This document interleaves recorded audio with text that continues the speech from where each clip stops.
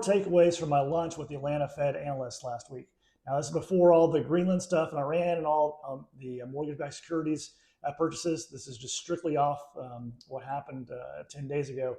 So first one is about unemployment. They are watching that unemployment number and the employment number. They are not concerned about that right now. 4.7% is actually very historically low.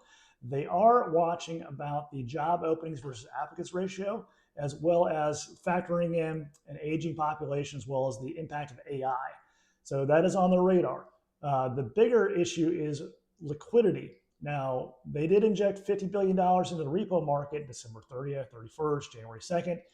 As far as the total number of $50 billion, the banks have started to repay that. That is what it is designed for. And they've also switched from quantitative tightening to quantitative easing.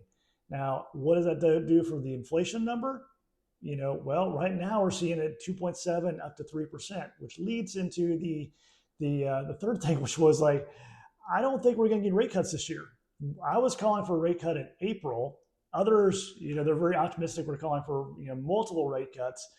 It ain't happening. In fact, there is actually a possibility of a rate increase in 2026 instead of a rate decrease. So, gird your loins there. The big one he's worried about, though, the most is about consumer confidence. Now, obviously, if you're paying more for gas, paying more for electricity, paying more for food, insurance is higher, everything is higher, inflation is all over the place, you have less money to spend.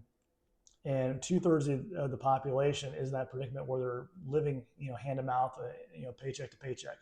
Savings is down, credit card numbers are up because we are watching that consumer confidence number very, very closely.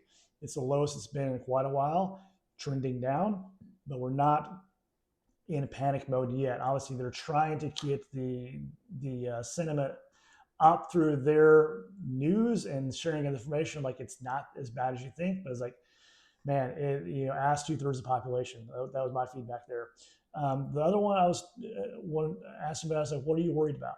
He goes, I'm actually watching the late payments on the mortgages. Right now, that's the scary part. Like, I don't see those going up.